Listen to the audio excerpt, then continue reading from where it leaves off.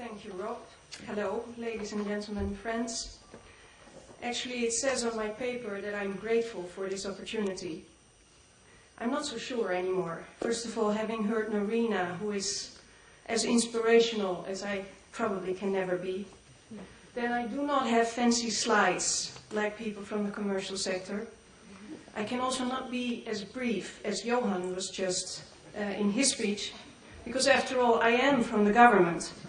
So I have a whole bunch of papers here.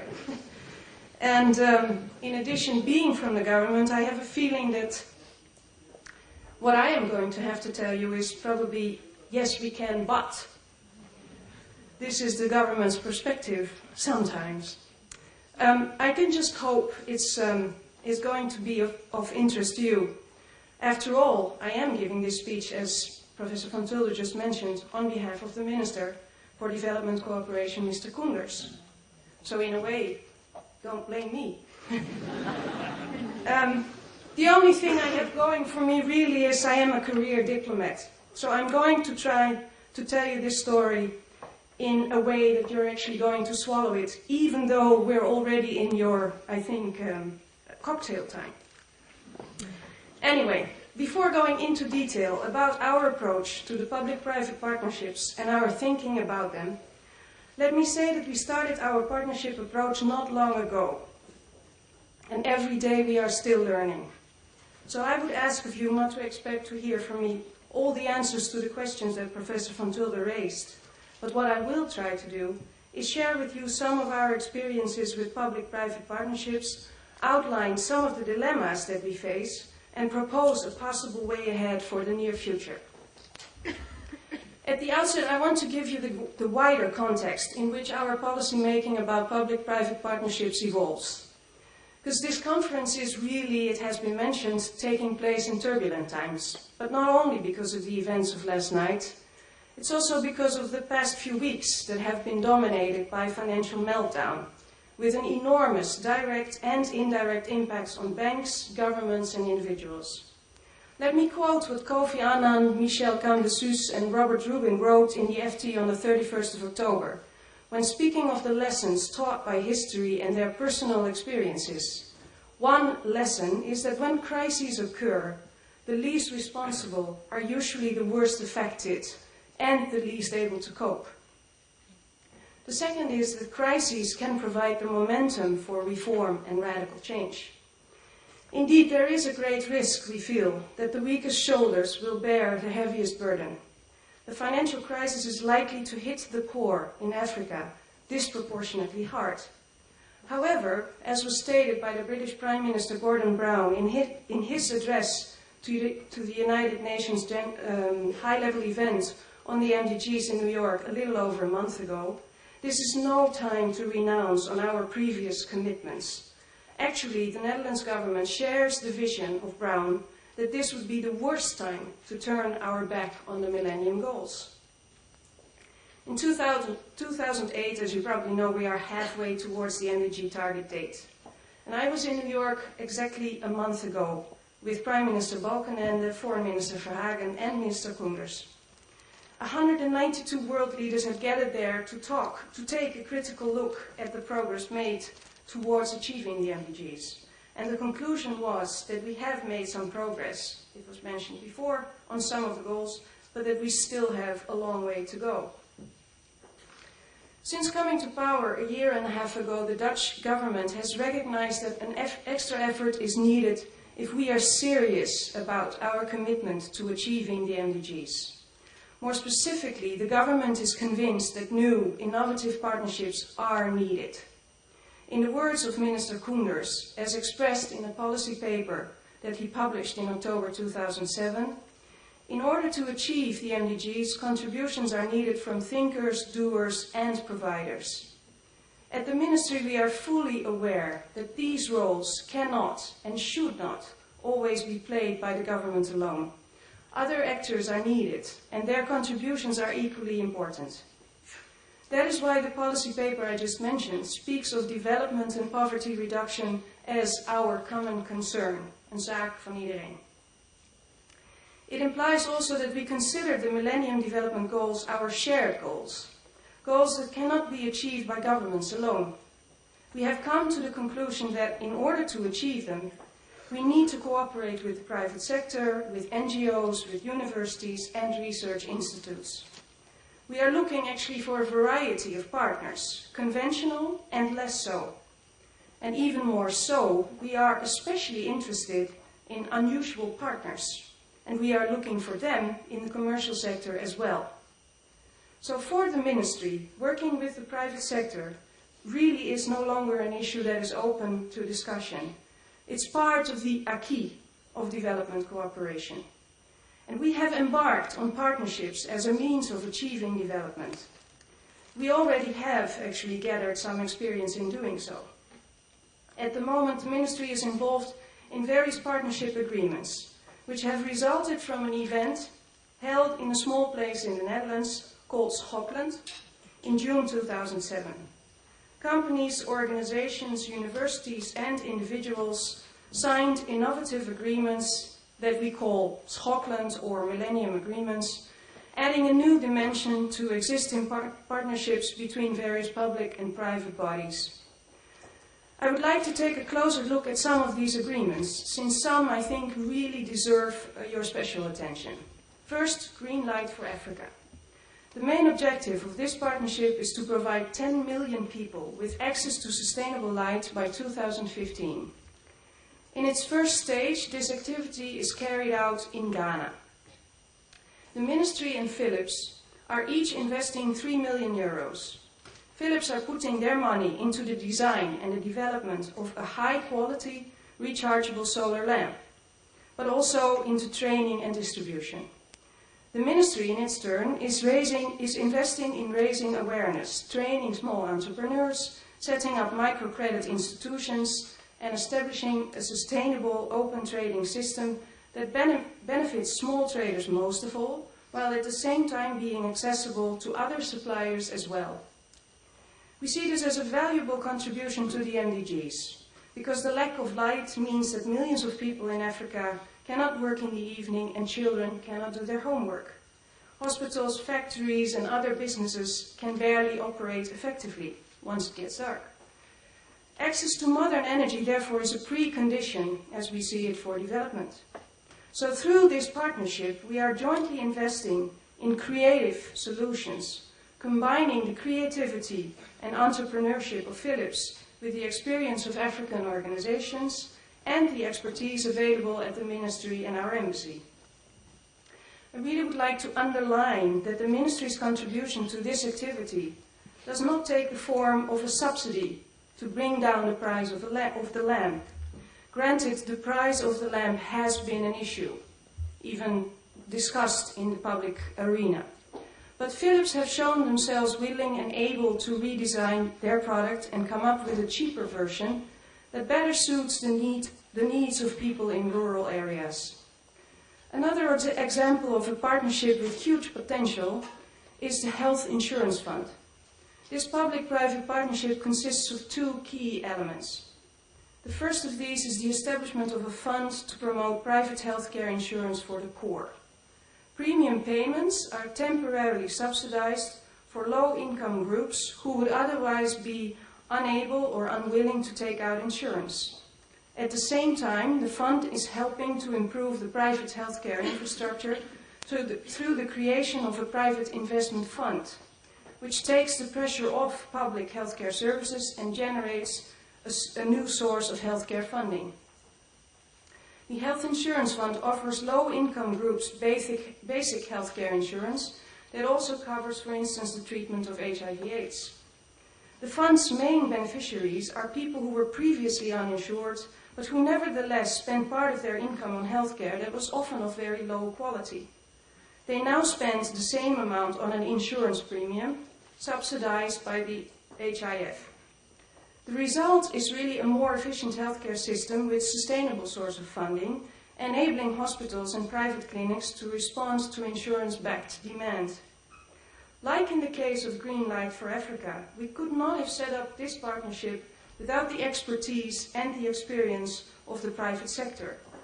Nor do we think that it could have taken off without our own contribution. The examples of the public-private partnerships I just gave to you show that PPPs come in different shapes and sizes. Any partnership is a voluntary agreement between actors from the public and private sectors. But how they are set up and how they work may differ enormously. And it's very important that we keep this in mind as we go on. At the Ministry, we are definitely very pleased with these examples. But I will make no secret of the fact that assessing and executing these public-private partnerships has sometimes been a rocky ride for the Ministry. Innovation sometimes meets with resistance. This is not strange, since it requires a new way of thinking and working. From all partners, probably, but certainly also from the Foreign Ministry. Questions have been raised about the sustainability of partnerships, but also about whether PPPs are sustainable for all sorts of development activities. We also have to keep an eye on the capacity of the Ministry and our embassies. Do we have the required technical knowledge at our disposal? Is it cost effective?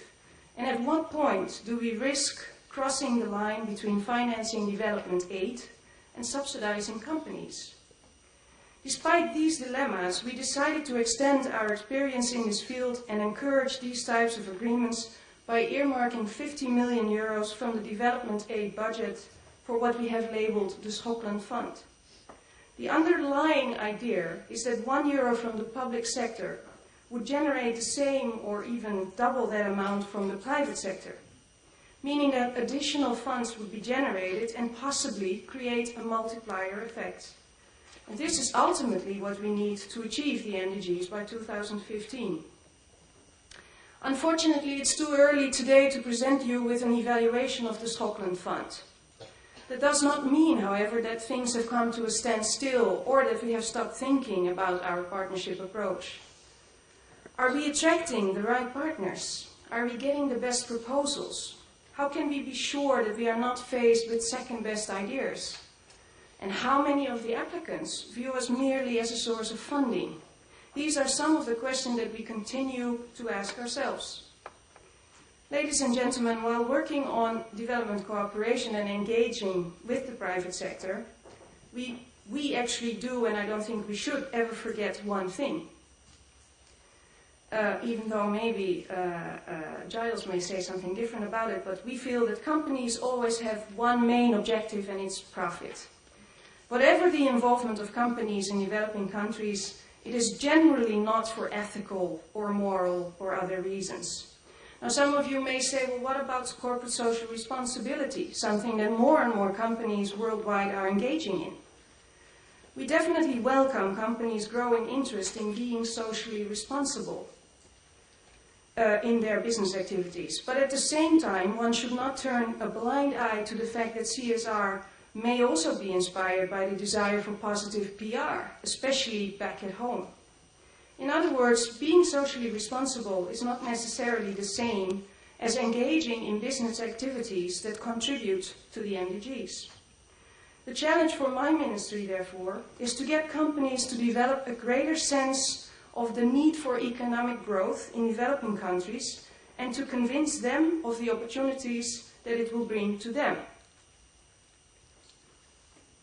Starting from the key concept that partnerships respond to our objective of innovative financing and having a multiplier effect, where does that actually lead us? Actually, it may very well lead, and this is where Giles and I do seem to have the same opinion, it may very well lead us back to an increased focus on the core activities of companies. The best public-private partnerships may very well turn out to be those where a company, taking its core activities as a starting point, identifies opportunities on, for instance, the African market. Seeing Africa as a market and being inspired by the problems and opportunities that it presents is very likely to be the most promising way, in our opinion, to develop public-private partnerships. Now, this may not be as hard as it seems. The government's policy agenda on poverty reduction and the objectives of the private sector are more similar than is often believed. Even those with very little purchasing power can still be potential customers. And it is up to business to develop products that will appeal to these potential clients.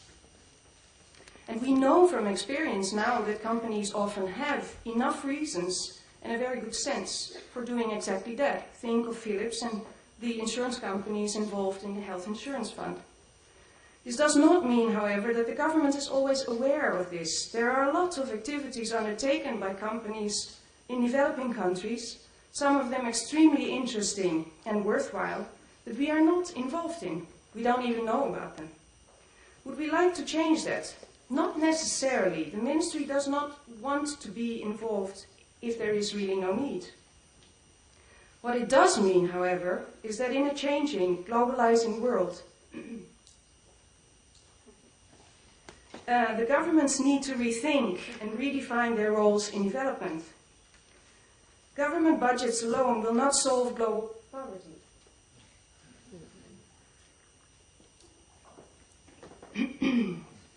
Instead of coming up with one-way, ready-made solutions, we have to be more creative and, together with our partners, come up with tailor-made solutions for development. We need to look at the problems and the main causes behind them. We need to decide whether a given problem is related to the market, or to energy, or capacity, and then find the right partners to solve it. We need to develop a different mindset.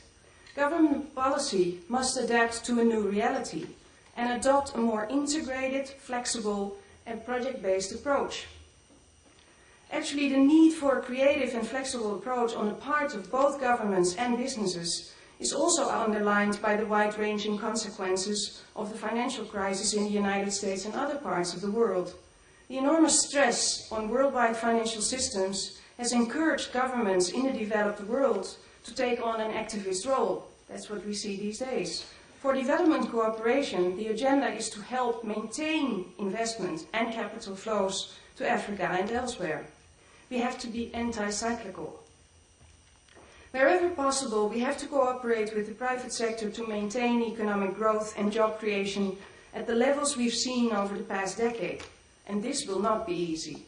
But we see once again the need to take the problem as the central issue to deal with, and not the institutions or existing rules or our procedures. Ladies and gentlemen, we are not blind to the idea that this may require a different way of going about development cooperation. Partnerships and Millennium agreements should be clearly understood for what they are. They are investment agreements of some kind. They represent a joint investment in development. And we need to adapt our thinking and our way of operating to bring this concept more in line with our traditional development aid and policies. Preferably, we should carry out this process of adjustment and adaptation together. Since we are dealing with partnerships, our review should take into account the perspectives of the different partners. Let us share our understanding of partnerships and find a common language. Several attempts are actually being made to do this, and I would like to take this opportunity to thank Professor van Tulder for his involvement. In this respect, I should like to mention that the Minister for Development Cooperation has recently announced his plans to set up a business club for MDGs, consisting of people from different walks of life, multinationals, but smaller and medium-sized companies as well, from different sectors, including agriculture, finance, and from different levels. CEOs, but also people who actually have experience of working at grassroots level.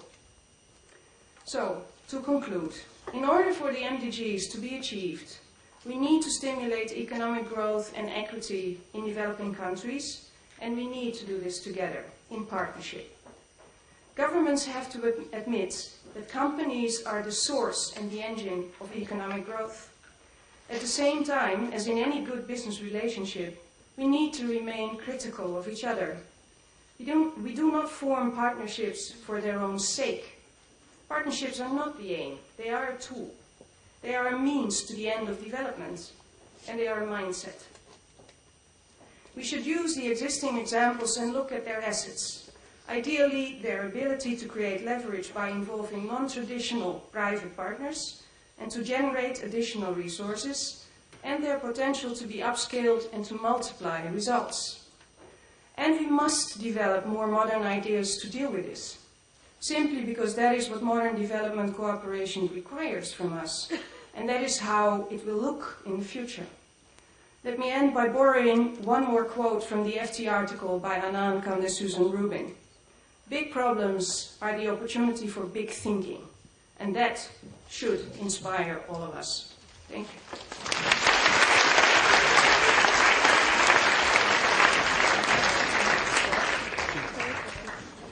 Well, we planned half an hour for the panel, but I will do it a bit differently. So I will eat some 5 to 10 minutes in on your reception time, and that will really wrap up the afternoon. Okay, please take a seat, because we had 3 questions, and I want to have an exercise in short questions, short answers, just to wrap the afternoon up.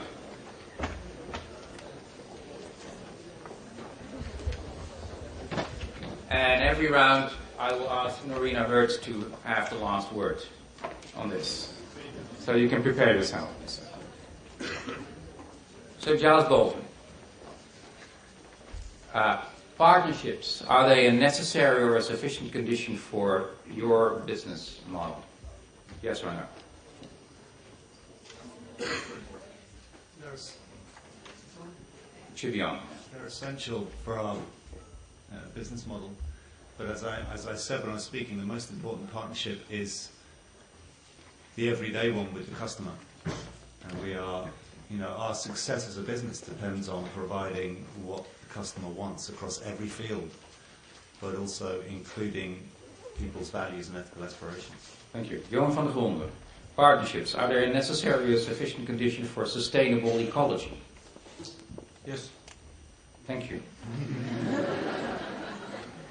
Necessary and sufficient, or sufficient. Now I make it more complex, sorry. Yeah. If you make it more complex, it's necessary. Okay. Stella, partnerships necessary condition for development cooperation to be effective? Necessary, yes. Sufficient, no. Okay. Secondly, we're facing a financial crisis? Oh no, Norina Hertz.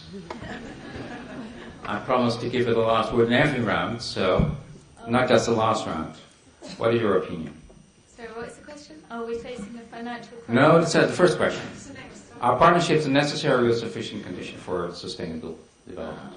They have the potential to play a significant role in development, but neither... But that's what you already said. Did you learn something from the other presentations?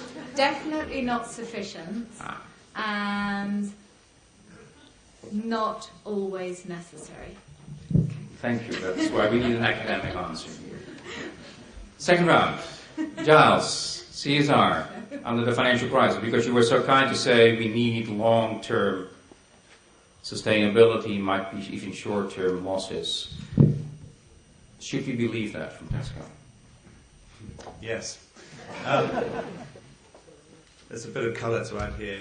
We obviously do a lot of research about our customers, and what we're finding at the moment is that while belts are tightening, customers' values stay the same, and that comes across very clearly. So the challenge for a retailer is how do we respond to people's aspirations, their ethical aspirations, and also respond to their financial need.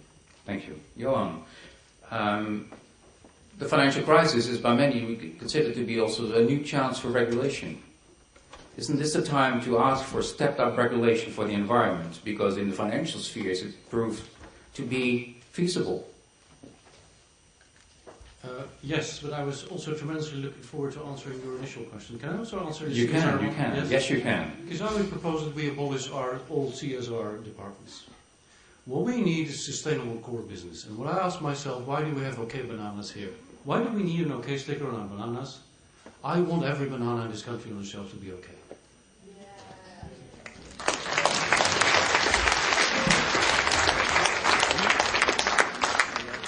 Stella? The criticism on the ministry is mounting, of course. Maybe under the financial crisis it's even mounting further, or you see a chance here?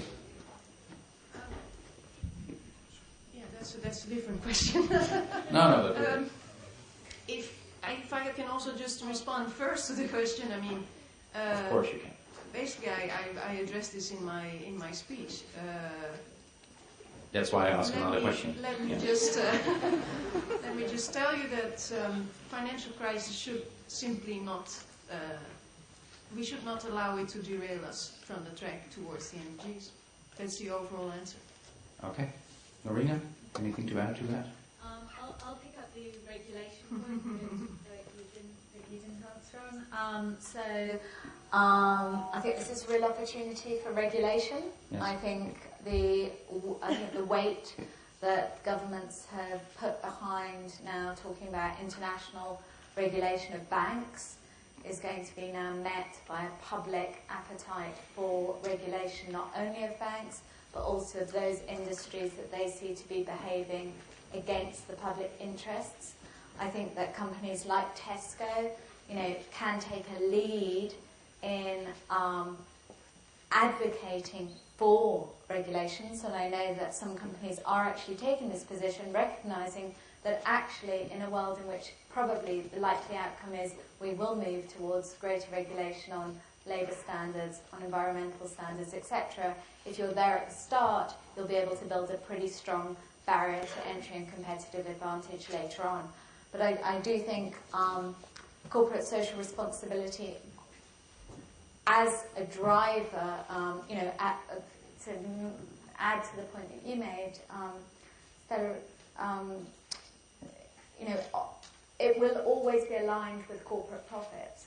And so if a company finds a profitable reason to be sustainable, then it will do so.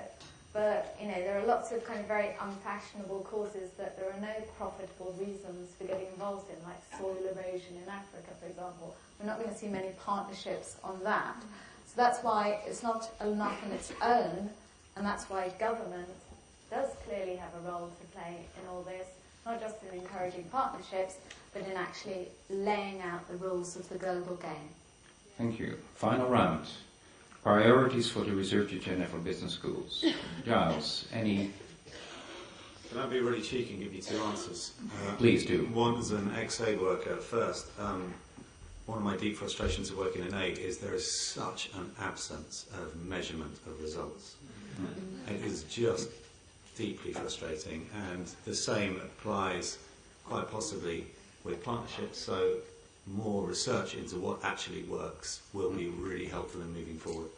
I'll give you my business thoughts, working for a large retailer, is that, and I pointed to it, we need to do more to understand issues around sustainable consumption, what that really means, and we need to work it out so customers understand the link between climate change, international development, trade, human rights. We need to develop all our understandings of how these things come together and what they mean for the ways we behave. Thank you. Johan. It's a tough one, but let me just build on the fisheries example. I think for the past 20 years, business schools have been shamefully absent in the debate or in research. In clear Dutch terms, you didn't do anything to help solve the problem. And yet, there is a different way of business possible where you both return. You both your economic return, you return your good profits. You're doing good for nature. And at the end of the day, your economy is thriving. So this sort of society, economics, and nature part, this triangle, which is always present in everything sort of we do, I think needs far more attention. And, again, corporate social responsibility, ethical this and that. Come on, we need to make our supply chains sustainable to the very core. And I think you need to think very, very hard. If we're not churning out MBAs for an economy that no longer needs them, we need different kind of people for a different kind of planet. Thank you. Stella. You may applaud if you like.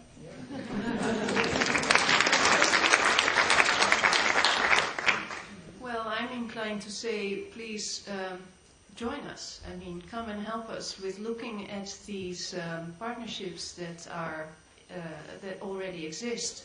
We really could use some help into looking at them more closely, monitoring them.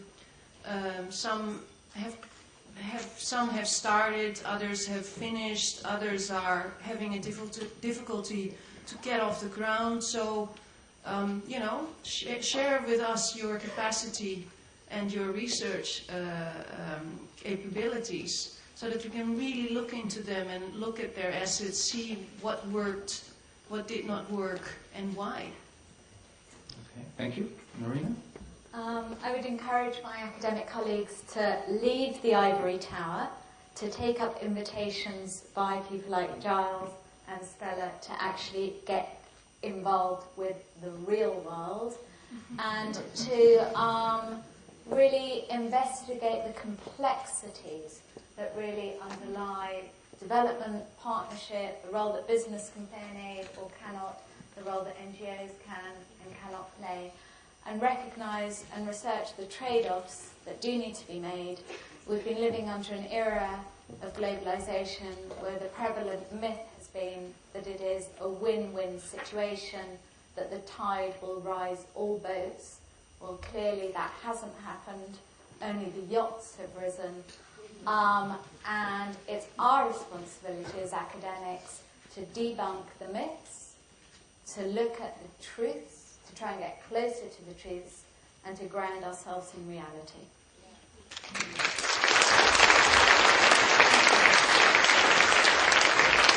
Okay, ladies and gentlemen, that concludes our session. Before you leave, a few remarks. First of all, of course, I'd like to congratulate our panel with their insights, but also thank them for their efforts. Thank you.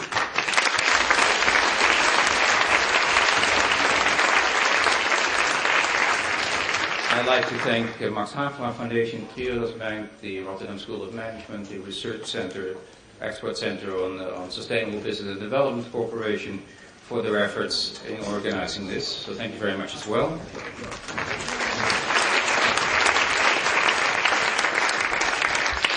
By the way, the Minister of Development Corporation just signed an intention agreement with the Rotterdam School of Management and the Expert Center and a number of NGOs and a number of firms to start doing actual action research in partnerships. So we're getting out of the ivory tower.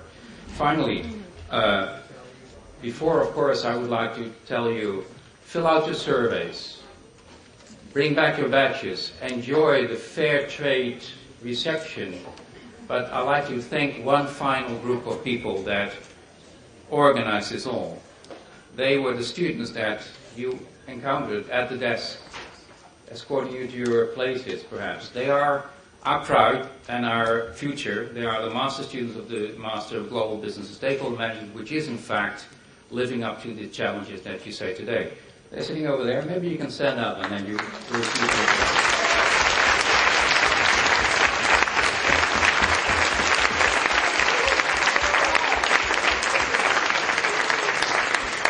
Okay, well, hope to see you next time in the Fair Trade Week, because the Max Havelaar lecture number 3 will certainly be there. Thank you.